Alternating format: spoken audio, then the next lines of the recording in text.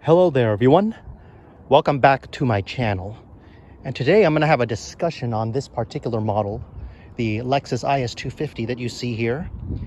And there is a common misconception about it, or complaint if you will, about this car being very, I wouldn't say unreliable because it's not that, but kind of just overlooked, and it has to do with because of the engine that's inside it, and that it is kind of slow for a car of this weight.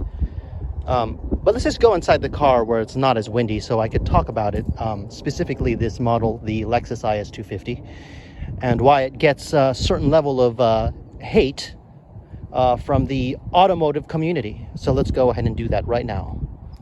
So let's talk about some of the things.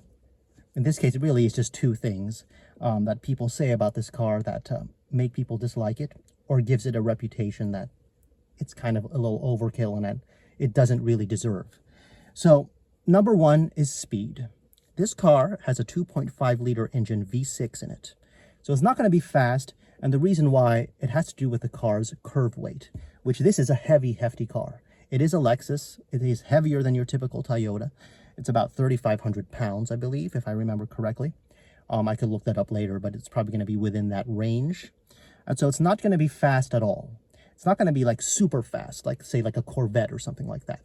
Or it's not going to be as fast as the two trims above this, which is the IS350 and the ISF. Now, that's not to say that this car is slow. Let me tell you, I have a 2015 Corolla, and so I could notice the differences between the two cars. And I could tell you that this car is definitely faster, definitely smoother, and more comfortable of a ride than the 2015 Corolla.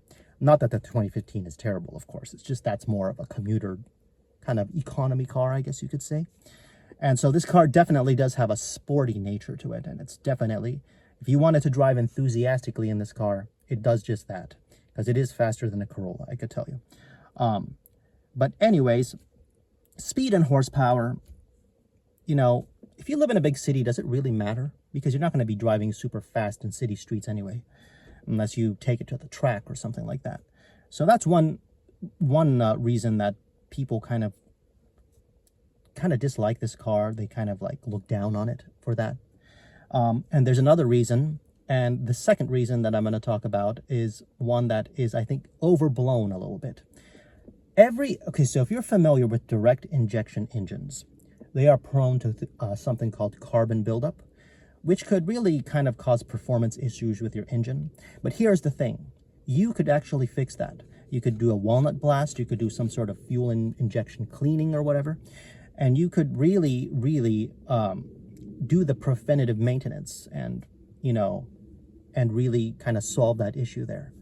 So it doesn't make the car unreliable, unless it really is caked to oblivion, which I haven't really seen on these cars. I know these cars do have carbon buildup issues, but usually you would just have to do those procedures that I told you about, which is the walnut blasting and the other type of fuel injection cleaning.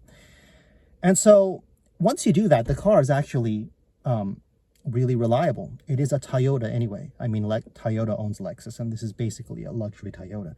And so you're going to get the same reliability as you would with any of their products. I feel that this car has not let me down. It has served me very well. And as long as you are aware of that issue, the direct injection kind of issue, and this applies for all cars with that, as I said, not just this particular one, you could really, there's preventative maintenance there. You could take the action of keeping this car for a long time because you're aware of it and you know to clean it. So anyways, those are the two reasons why people kind of look down on this car, and that's all I wanted to say. I think that both of those reasons are really kind of a little silly, because by all means it doesn't affect the reliability. Maybe the carbon buildup can affect the reliability if you let it get out of hand, but overall I just feel like there's no need to bash this car for that, because it's still a very reliable car. It's still, I mean, yes, it's probably one of the more slower Lexus cars out there, but you know, so what? It's a luxury car. It's lovely to drive. And there's just something nice about driving a Lexus. I think it certainly a little bit of prestige to that. But anyways, that's all I'm going to say about those two subjects in this video, because I actually got to head out. I'll see you in the next video, whatever that may be. God bless, take care, and I do hope you have a wonderful day, evening, or morning whenever you're watching. Bye-bye.